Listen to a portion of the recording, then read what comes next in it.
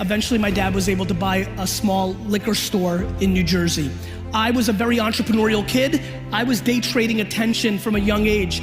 I had 6 lemonade stands when I was 7 years old, and I would spend all my time trying to figure out what tree and what pole to put the signs on, because I was watching people drive and trying to figure out what signs.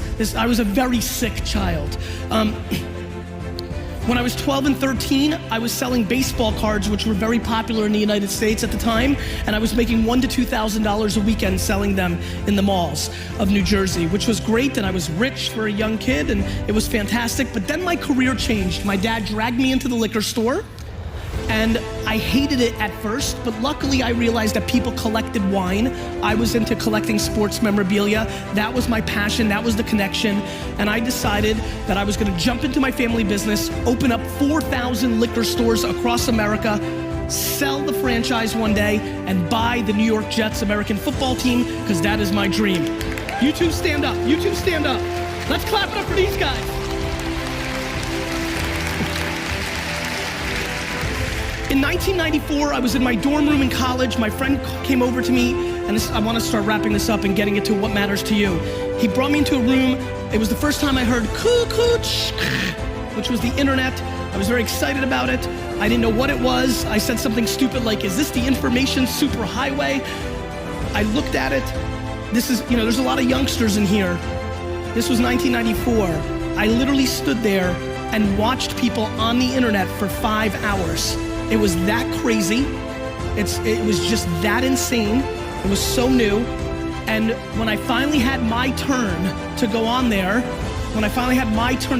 within 20 minutes, I landed on a message board where people were trading and buying in cards, baseball cards. And I realized, my God, I can do business on this thing.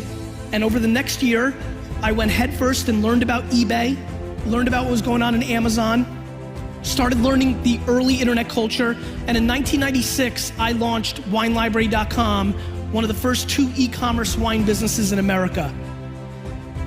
From 1998 to 2003, in a 5-year window, I grew my dad's business from a $3 to a $60 million business on very, very important terms that matter to this entire room. I had no money. It was a $3 million business that had 10% gross profit, $300,000 before expenses. There was no marketing budget.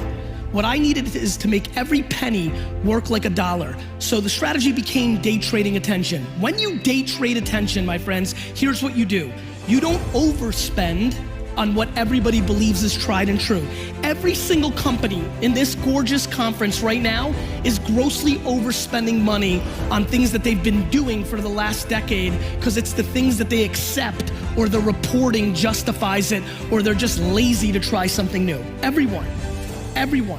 And so what you do when you day trade attention is you have to find angles. What's underpriced?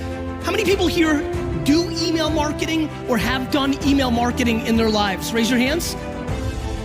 Perfect, a lot of you. In 1997, I started an email newsletter. Most people that came into my liquor store didn't even know what email was in 1997. I collected, and in 1998, I had a 200,000 person email newsletter with 91% open rates.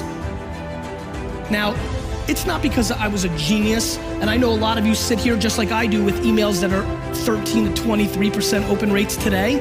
It's that in 1997, nobody was emailing. We hadn't ruined it yet. One thing I promise you, more than I know that the sun will come up tomorrow, I know that marketers ruin everything. As I think about B2B players in this environment, it is stunning to me how many B2B businesses here do not understand that producing articles on Medium.com, on LinkedIn, writing full content on Facebook in your feed, and then spending $100 in ads against employees of the company that you're trying to reach. Let me say that 3 more times, because the one thing I promised myself as I boarded last night in New York to get here is, I'm gonna give my talk, but I'm gonna give every single person in this audience one thing to take home, do, and then email and say thank you. So let me say it really slow.